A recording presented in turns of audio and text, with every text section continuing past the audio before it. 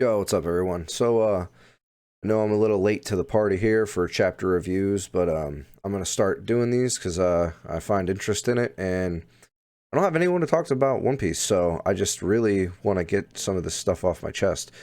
First of all, my name's Shane, and obviously I love One Piece because I wouldn't be doing these videos if I didn't love it. But I'm gonna start with chapter 1014. A few days late here, but I figure there's nothing wrong with hopping right into it.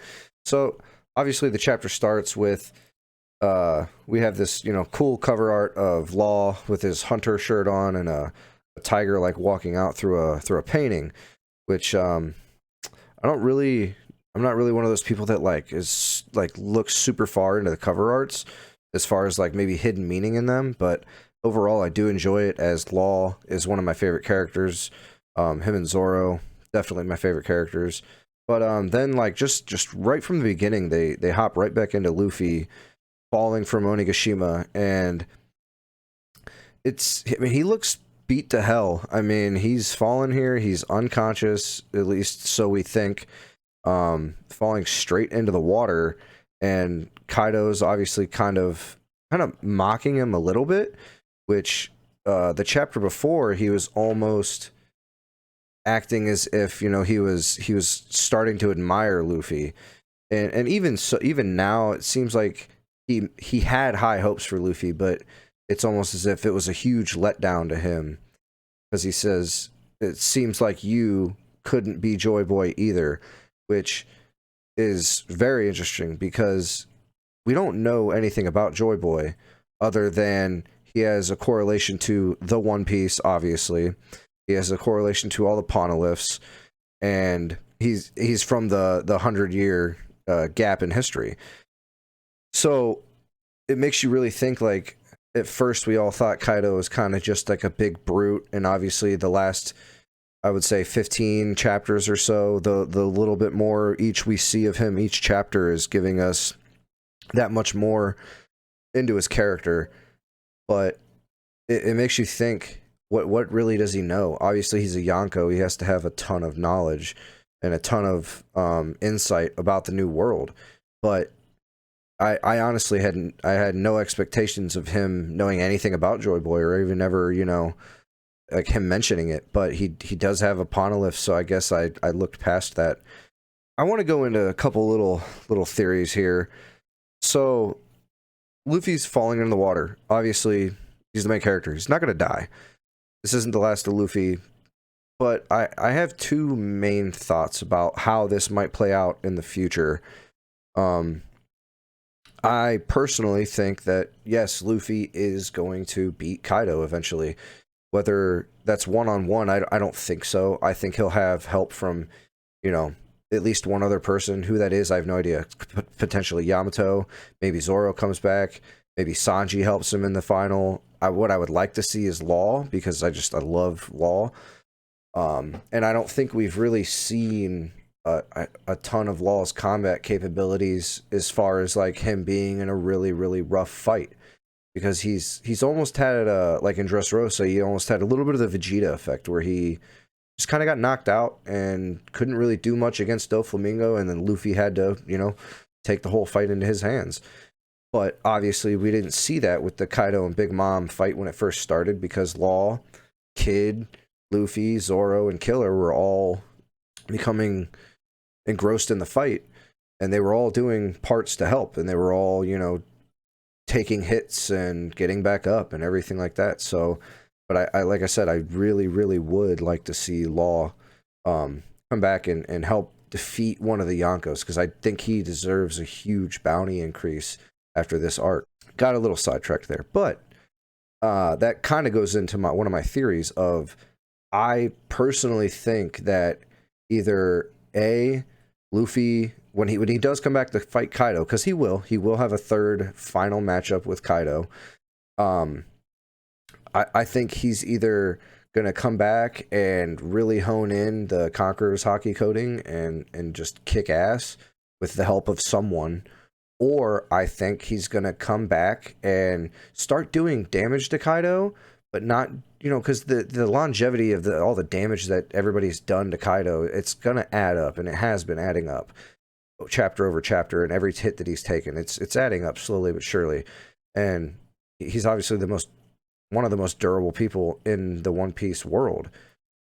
But I think that Luffy might get knocked down again, and this would be super compelling, but also very tragic, is that if Law has to use his Ape Ape no Mi to save Luffy's life and bet on him being the Pirate King, because we obviously know that Law has a firm belief in Luffy's strength and his crew, and I think that maybe Law could sacrifice himself for Luffy if Luffy goes back in there and is doing a lot better, obviously, the third time around, but then starts falling short again because, he's just so battered that Law has to sacrifice himself to solidify Luffy's win. And obviously that would be a huge thing in the pirate world, the rest of the world. It would affect the way the Navy looks at Luffy, but it would also solidify Luffy's coming into a Yonko, becoming a true Yonko and having a true Yonko crew. And I might have another video later kind of going more into that, because I could talk about that for 25 minutes, but I won't. We'll move along in the chapter here. So obviously Chopper takes on Queen, isn't doing hot, but he's kind of holding him off a little bit, and that's good. I like it whenever Chopper gets some semblance of a fight, even though he never really does a ton in it. It's always really nice to see that he's not just a doctor. He's not just the Straw Hats mascot. He actually has fighting capability. And you see with the flashback of Caesar that Caesar helped him develop his Rumble Ball more, or was Giant Ball. I can't remember what they call it. But yeah, he helped him modify his transformations to being better. And that speaks volumes about Chopper becoming stronger as a character and a fighter and a doctor, even about having to compromise with an evil guy, but knows that Caesar's a very smart person and could come up with things to help him. So yeah, a little bit of that, it was great in the chat. This whole chapter, it bounced around, it showed a little bit of everybody, and it was great. Everyone's reaction to Kaido announcing Luffy's defeat was it was mixed, obviously. Like Marco seemed a little bit surprised, but also he seems very tired. So I'm wondering, what exactly he's doing now. Obviously, we know he was helping hold off King and Queen, but we don't really get any information on what he's doing right now at this very second. He's breathing heavy. He's obviously bruised and a little bit shocked. Frankie's obviously shocked. Jinbei doesn't give any reaction whatsoever. It's like he doesn't even pay attention to it. Like it's not even a thing. Robin looks almost a little pissed off.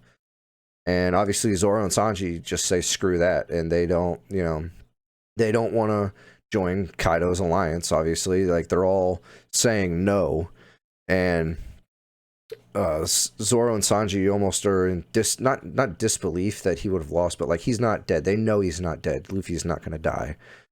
He might have lost, he might have gotten knocked down, but they know that he's going to come back and he's going to beat Kaido because that's their captain, and they know that's what he does.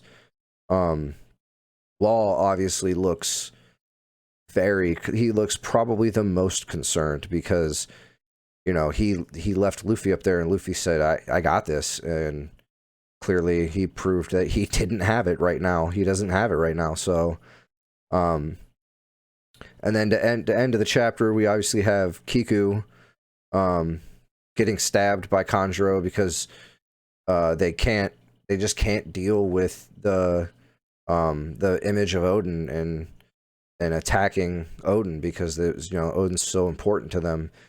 And ultimately, Kiku gets stabbed.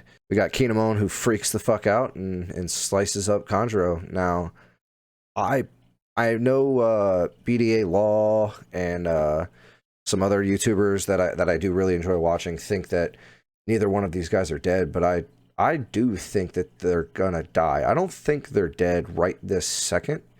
in the chapter and how it ended, but I do think that they are going to die, whether it be next chapter, in 5 chapters, or whatever. I don't think they're making it out of this battle. I don't think either one of them is going to walk out of here today. And obviously we'll get more of a heartfelt moment when we have time, because Kaido's in there right now trying to get Momo. And then we get the part where Kinemon jumps in and tanks the hit from Kaido as he's coming in to try to get Momo.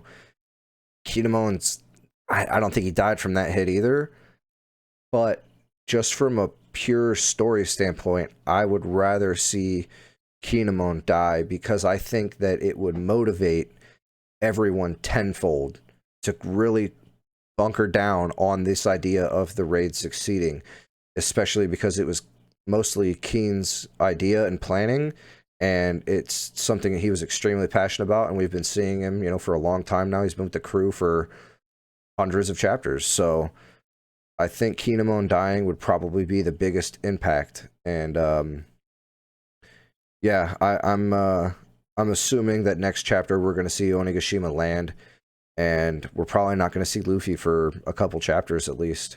We don't really know exactly what's going to happen with him in the water, but I think some people were talking about the Carp might pull him out, or, you know, other things like that. Like me, kind of, like, you know, my fantasy of it would be, you know, either Jinbei's crew is underwater there, and they've just been waiting to hop out and fight or help when they can, and that's really loose. But what I'm really thinking is going to happen is that someone from the raid here is going to go in and get him. Who it's going to be, we have no idea. People don't think it's going to be Yamato, but we don't know that she doesn't have a devil fruit. We've never been told whether she does or doesn't. It's kind of been a thing hinted towards that she might because of her horns and stuff, but that straight up could just be because she's an offspring of Kaido, and that could just be part of his genetics passed down to her. I don't know if she has a devil fruit. I'm starting to lean towards she doesn't, just because we've seen her a decent amount now. We've seen her interact with fighting a little bit now, and we really haven't seen anything, any semblance of a devil fruit. Now, that doesn't mean she couldn't have an artificial devil fruit, because I think that if she does have one, that's the highest probability, is it being an artificial devil fruit. But even so, they've said that the artificial devil fruit users can still swim. So I think Yamato is favorably #1 candidate to save Luffy from the water. I mean, maybe the Carp, maybe Momo speaks to some ancient being that's in the water nearby, and that being helps Luffy, or something like that. But it's all up in the air, and I'm just really impressed with the amount of excitement, the amount of information, and the amount of combat that we've been getting in this entire arc from start to finish. And I personally say this about every arc of One Piece, but I think this is the best arc in One Piece. It's so good. There's so much up and down, and fighting, and heavy loss when you know, there's been death, and there's obviously been a fair amount of comedy. It has it all, and obviously Oda is just a fantastic writer. But yeah, I hope you guys enjoy it. I know this one might be a little rough because it's my first one, but if you want to, comment, subscribe, like the video, all that, and let me know what your thoughts are. Let me know what you think of my opinions, or what your opinions are. And yeah, hope you guys enjoy, and thanks for watching. I'll probably have a new one up next week. Peace.